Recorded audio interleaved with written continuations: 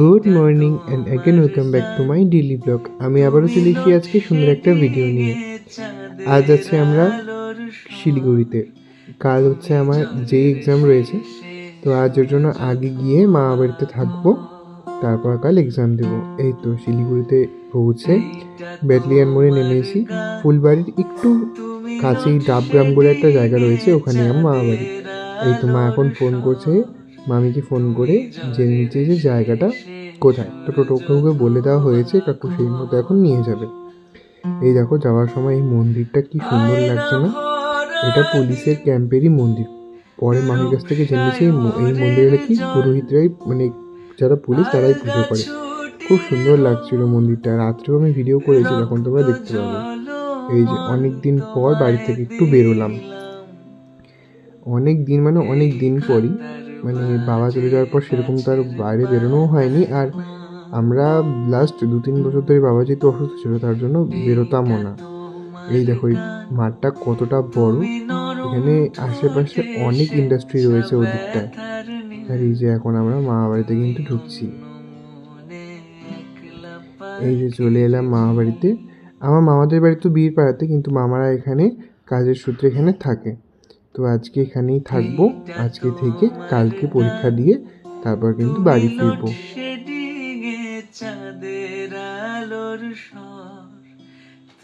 এসে রেস্ট নিয়ে নিয়েছি একটু, হাত পা মুখ ধুয়ে। তারপর নিমি, মানে আমি মামিকে নিমি বলি, তো নিমি এখন দিয়ে দিয়েছে হচ্ছে লুচি, মাংস আর মিষ্টি। এখন এটা খেয়ে নেবো, যেহেতু দুপুরে সেরকম কিছু খাওয়া হয়নি। গাড়িতে উঠেছি ওই 2টো নাগাদ, তো পুরো দুপুরটা তো বাসেই ছিলাম, তো এর জন্য এখন খেয়ে নেব। খাওয়া দাওয়া করে বাড়িতে বসেই ছিলাম, মামা তো এখনো আসেনি, গল্পই করছিলাম। মামি মানে নিমি টুকটাক কিছু বাজার করার ছিল, তাই মা বললো চলো তাহলে আমরা ঘুরে আসি, তোমাদের এখানকার বাজারটা দেখে আসি। মিমি বললো এই বাজারটা নাকি খুবই বড়, খুবই সুন্দর দেখতে, খুবই ভালো লাগবে। আর সত্যি সত্যি বিশ্বাস করবে না, এটা মানে খুবই ভালো ছিল, গিয়ে খুব মজা পেয়েছি। এই দিন নাকি, মানে এই হাটটা নাকি একমাত্র রবিবার আর বুধবারই বসে। তো খুব সুন্দর লাগছিল, দেখো তোমরা দেখতেই পারবে। আমরা কিন্তু হাটে চলে এসেছিলাম টুকটাক একটু সবজি নেওয়ার জন্য। এখানকার ঠান্ডাটা তো ঠিক আমাদের ওদিকটার, মানে ওদিককার মতনই ঠান্ডাটা রয়েছে। আমাদের দিকে যেমন ফাঁকা ফাঁকা, এই জায়গাটাও তো ফাঁকা ফাঁকা, এই জন্য ঠান্ডাটা একদম ওরকমই লাগছে।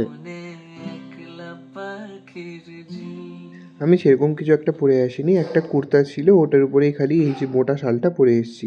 এটা যেন তো খুবই গরম লাগে। এই যে এটা তো বাবা এনেছিল, ওদের বলাই ছিল, ওটা পরেই চলে এসেছি। বাড়ি একদম পাশেই। এই যে দেখো কি সুন্দর ফুল নিয়ে বসেছিল এই দিদাটা, খুব সুন্দর ফুল বিক্রি করছিল। আর এই যে তারপর আমি 4-5টা তোমাদের ঘুরে দেখছিলাম, একদম সাপ্তাহিক যেটা হাট বলে একদম সেটাই। একদম সব কিছু, চাল ডাল মুড়ি মশলা তেল ফল সবজি ফুল জামা কাপড় ছোটো মোটো খাবার দোকান সবই রয়েছে, কোনোটা বাদ নেই। এই যে দুপাশ দিয়ে দেখো এখানে হচ্ছে ফল আর সবজির দোকান। এই যে এখানে নিমির একটু নেওয়ার ছিল ফল, তো সেটা এখন নিয়ে নিল। এই যে আমি বসে বসে ওদের বাজার করা দেখি আর কি। রক্ত ঝলমল তোমায় দিলাম। আর এই তো আমরা এখন টুকটাক বাজার করছি, এরপর কিন্তু বাড়ি যাব।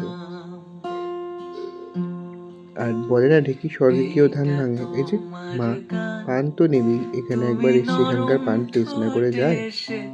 বাড়ি যাওয়ার তো কথা ছিল, তারপর আমি নিমিকে বললাম নিমি তাহলে চলো না, এদিকে যদি কাছে পিঠে কোনো মন্দির থাকে তাহলে ঘুরে আসি।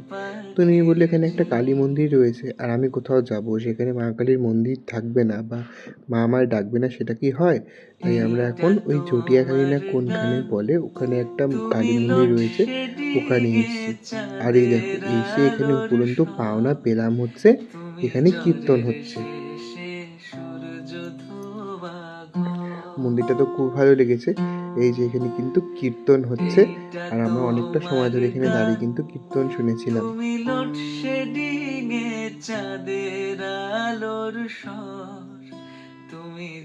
কি সুন্দর এখানে ওনারা নাচ করছেন গান করছেন। আমি দিচ্ছি না ভয়েসটা, তাহলে কিন্তু কপিরাইট পড়ে যাবে। আর এই হলো মায়ের মন্দিরটা। মায়ের মুখটা খুব মিষ্টি, দেখো মায়ের মুখটা যেন কি মায়া ভরা।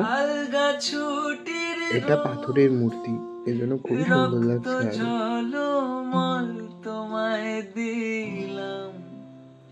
আর তারপরে সব থেকে ফানি পার্ট হলো এটা, ফানি বলবো না ঠিক, মজাও লেগেছে অনেকটা। মা তো দূরে দাঁড়িয়ে ছিল আর এখানে হচ্ছে বাতাসা দিচ্ছিল। কীর্তনের যখন অনেকটা শেষ পর্যায়ে চলে আসে না, তখন তো হরির লুটের মতো বাতাসা ঢেলায়। তো এই যেটা তো আগে ছোটোবেলায় অনেক নিতাম, আমাদের ওখানে যখন স্কুল মাঠে কীর্তন হতো।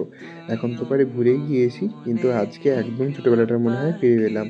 এই যে বাতাসা দিচ্ছিল, অনেকটা বাতাসা কিন্তু কুড়িয়েছিলাম আমি আর নেমে মিলে।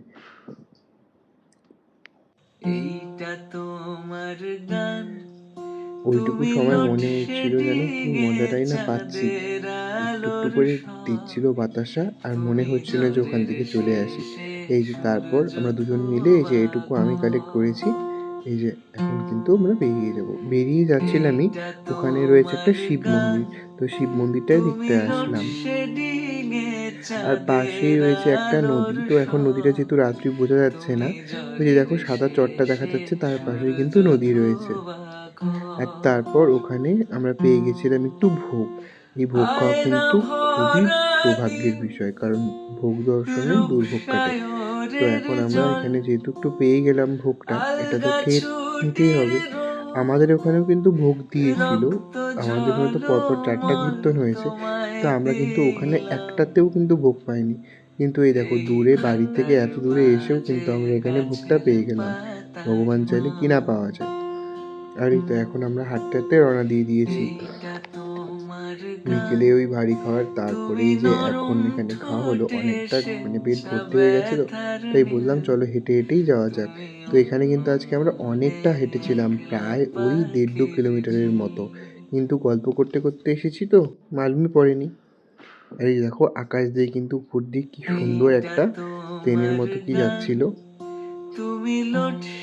আর এই যে এখন আমরা কিন্তু বাড়ি ফিরবো, বাড়ির রাস্তা ধরিয়ে নিয়েছি। আর এই ছিল আজকের ছোট্ট একটা ব্লগ। আশা করব ভিডিও তোমাদের খুব খুব খুব ভালো লেগেছে। তোমাদের সাথে দেখা হবে অন্য কোনো সুন্দর একটা ভিডিওতে। ততক্ষণের জন্য সকলকে টাটা, বাই।